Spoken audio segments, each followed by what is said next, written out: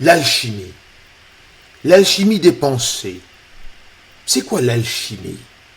Et pourquoi l'alchimie? Pourquoi je parle aujourd'hui de l'alchimie des pensées?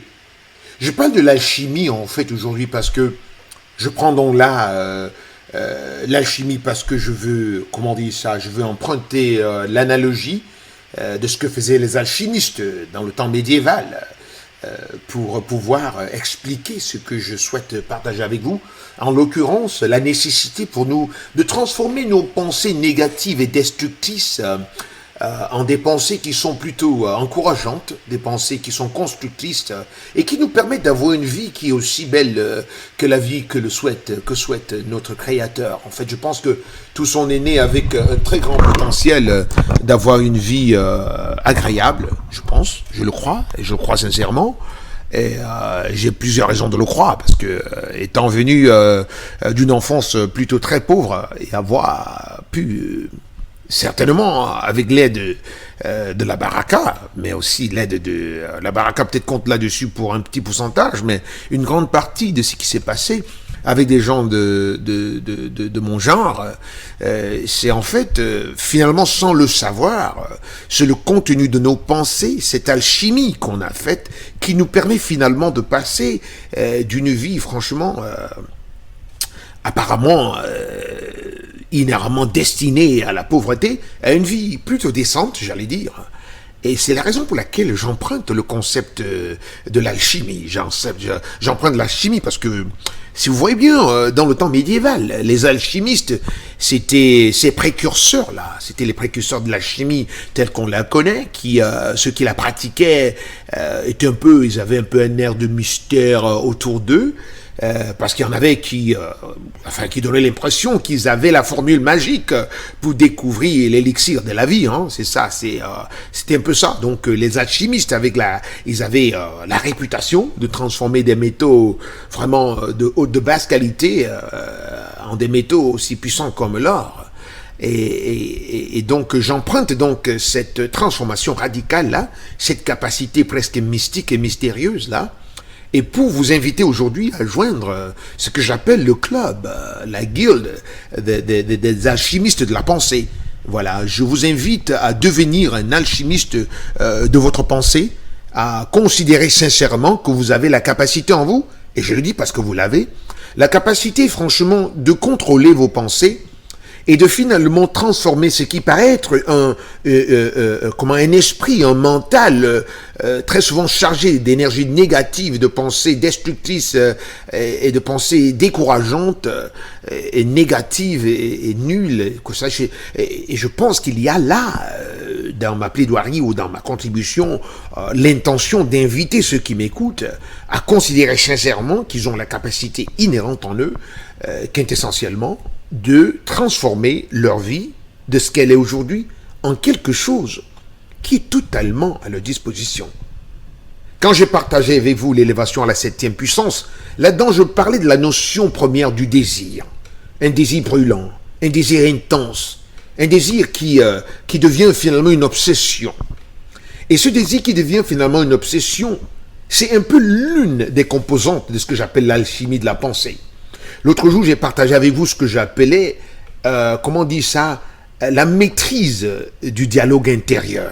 Dans la maîtrise du dialogue intérieur, je reconnais, comme tous les autres qui ont reconnu avant moi, qu'il y a à tout moment dans la tête, dans la pensée des humains, un dialogue permanent. Un dialogue entre vous dans lequel vous dites, vous révisez un peu ce que vous êtes, vous vous dites, c'est parfois un monologue, c'est un monologue, vous vous dites à vous-même ce que vous êtes. Très souvent, c'est très négatif, vous vous dites combien vous êtes un fainéant, combien Jules est plus fort que vous, et Jacques est plus fort que vous, et Antoine est meilleur, il est plus beau, il est plus grand, il a plus de belles nanas que vous, et puis Jacob, vous avez des conneries comme ça qui vont dans votre crâne, il a un dossier plus intéressant que le vôtre, et tout ça là. Et il y a des pensées négatives, vous n'êtes pas si beau, vous n'avez pas une bonne santé, tout ça.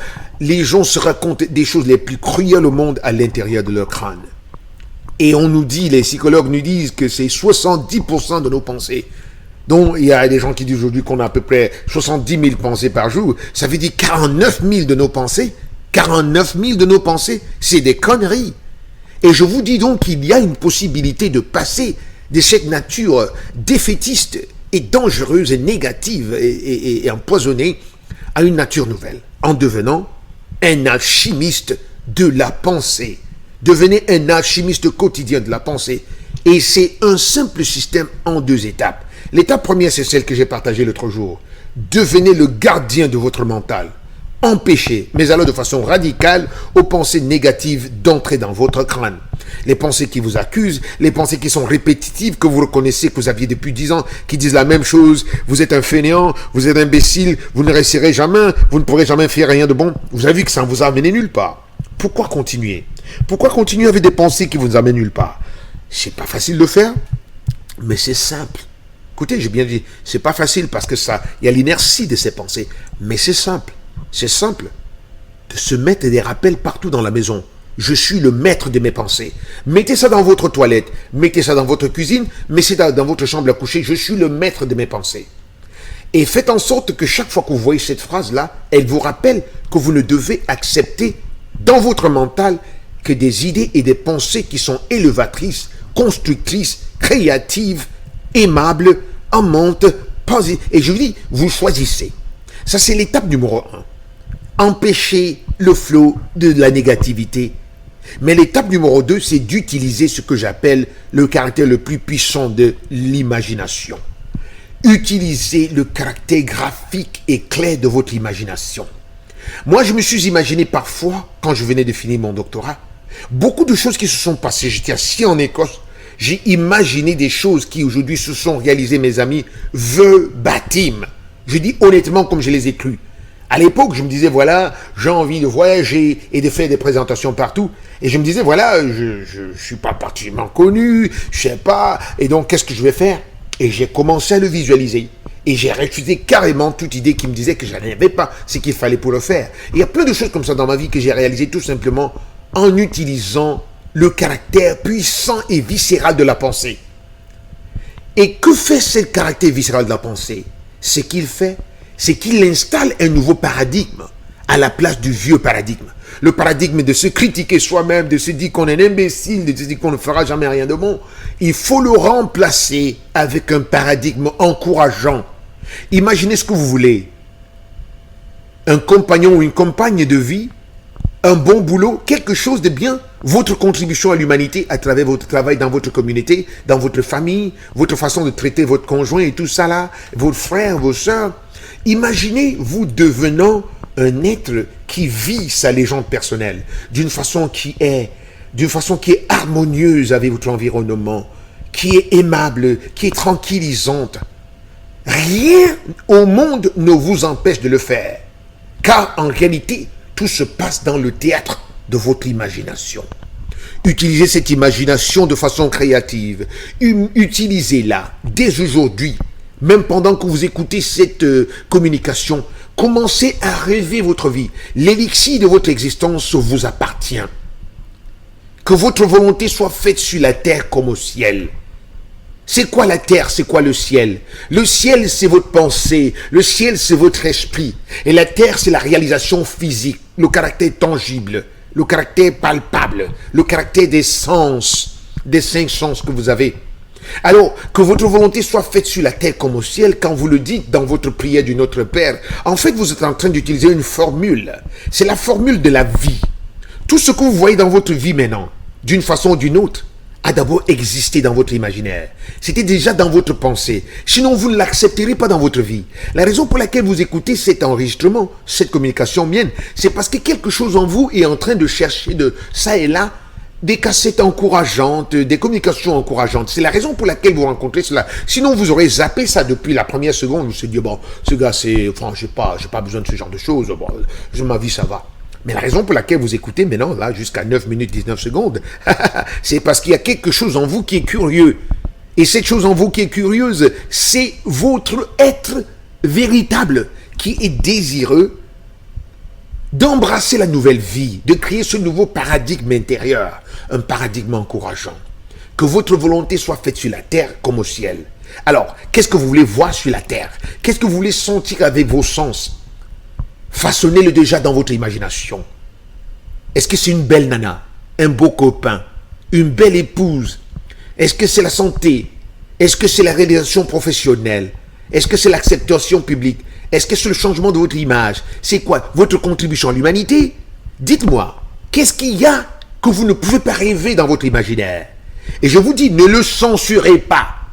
Ne le censurez pas. Surtout si ce que vous rêvez, c'est quelque chose de noble. Je ne suis pas en train de vous conseiller à rêver des choses stupides. Non, je ne le dirai jamais. Des choses stupides du genre des compétitions, essayer de vous comparer aux autres de façon stupide. Ça, c'est à rien.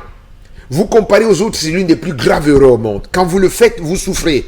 Parce que même quand vous vous comparez aux autres et que vous sentez que vous êtes meilleur, il y a toujours un nerf, il y a quelque chose qui ne va pas. Ça ne sert à rien de se comparer aux autres. C'est pas de ça que je parle. Je parle de vous en tant que personne idiosyncratique. Personne capable de réaliser quelque chose qui est au-delà de votre imaginaire. Rentrez à l'intérieur de vous.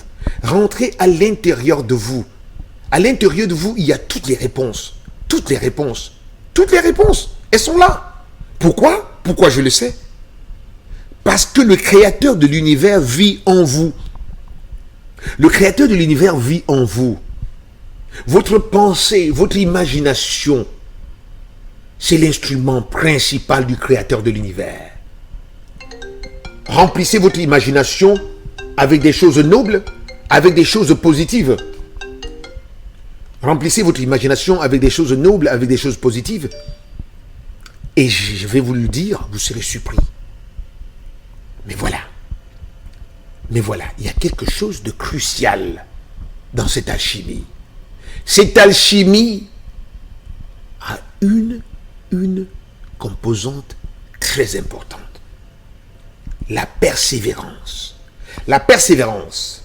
Dans l'épître de Saint Jacques, il y a une phrase qui est très puissante qui dit « Ne soyez pas auditeurs de la parole, mais aussi faiseurs de la parole. » Donc, il y a tellement de formules qui existent au monde. Cette formule d'utiliser votre imagination, c'est connu. J'ai pas inventé cela. Hein. J'ai pas inventé la notion selon laquelle votre imagination, c'est celle qui crée votre vie. Hein. C'est pas moi. Ça existe de partout. Je l'ai écouté de Neville Goddard. Je l'ai écouté de plusieurs autres grandes personnes qui ont... Et c'est partout dans la Bible, c'est dans les Upanishads, dans tous les écrits des grandes spiritualités mondiales. On nous enseigne qu'en fait, c'est notre imagination qui crée notre réalité. Mais le fait de le savoir n'est pas suffisant. Ce qu'il faut, c'est le mettre en pratique. C'est quoi votre foi? Si votre foi ne se transmet, si votre foi ne se traduit pas en des œuvres de charité, c'est quoi la foi? J'ai la foi en Jésus-Christ, je suis un grand croyant. Si vous le dites, et 2 minutes après, vous vous mettez à tabasser les gens et vous exercez la jalousie, votre foi est nulle. Si votre foi ne vous amène jamais à aimer votre prochain, comme vous-même, votre foi est nulle. Il faut que votre foi se manifeste en des actions de grâce, des actions de charité. Et c'est ce dont parlait l'apôtre Jacques qui disait « Ne soyez pas auditeurs de la parole, mais soyez pratiquants et faiseurs de la parole. » Et c'est là le point central de cette alchimie. Les 2 étapes de l'alchimie sont bien, mais les 2 étapes de l'alchimie doivent être itérées. J'utilise là un mot informatique. Un mot mathématique, il faut les itérer. Il faut le faire de façon fidèle chaque jour. Chaque jour, il faut retourner là. Parce que l'apôtre Jacques nous dit, si vous n'êtes qu'auditeur de la parole, vous êtes comme cette personne-là qui se regarde dans le miroir. Et du coup, après être parti du miroir, il oublie à quoi il ressemble. Et la raison pour laquelle il oublie, c'est parce qu'il n'y a pas encore eu une répétition. Il n'y a pas eu l'installation de ce nouveau paradigme existentiel. Donc l'alchimie de la pensée va passer par les 2 étapes, bien entendu.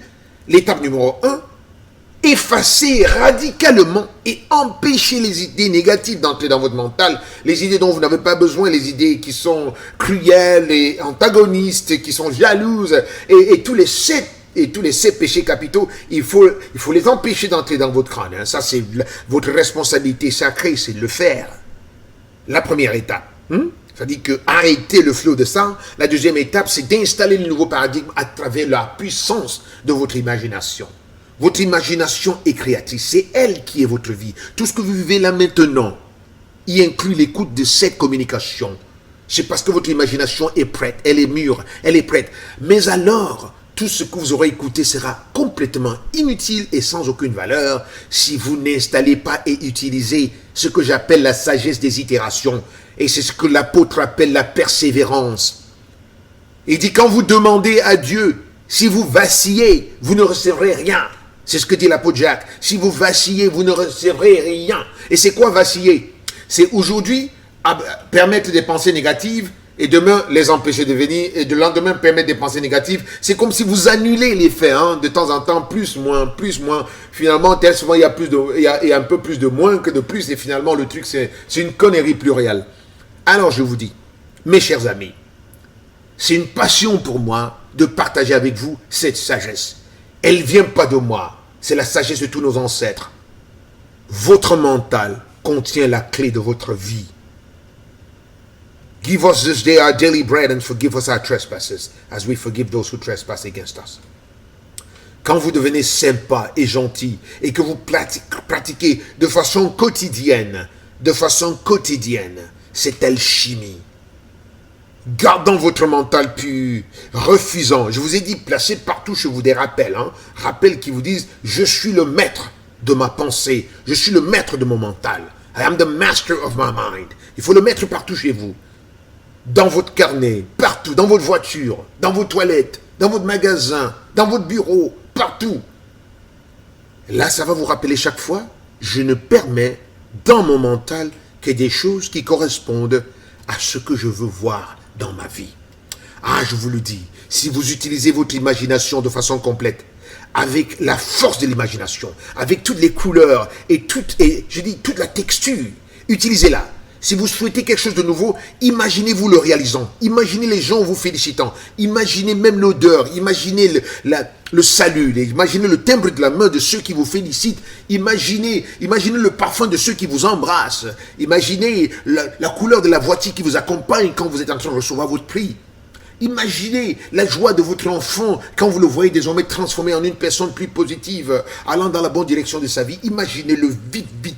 Vous n'avez rien ne vous empêche parce que c'est dans le théâtre de votre pensée. Et je vous l'ai dit, même quand vous réalisez des choses, au moment où vous les réalisez, c'est votre pensée qui en dérive le bénéfice.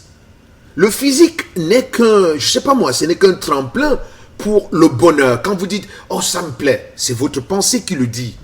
Vos sens ne sont que, des extérieurs, c'est des input devices. Vos sens ne sont que les input devices. Le lieu où se passe tout, c'est dans votre mental. Créez dans ce mental-là. C'est ça. L'alchimie, mon ami, mon très cher ami. L'alchimie de la pensée, c'est l'un des plus grands secrets de la vie. C'est à l'intérieur de la pensée que se façonne toute votre vie. Parce que c'est à l'intérieur de la pensée que se vit votre vie en réalité. Que ce soit une douleur ou un plaisir, ça se vit dans la pensée.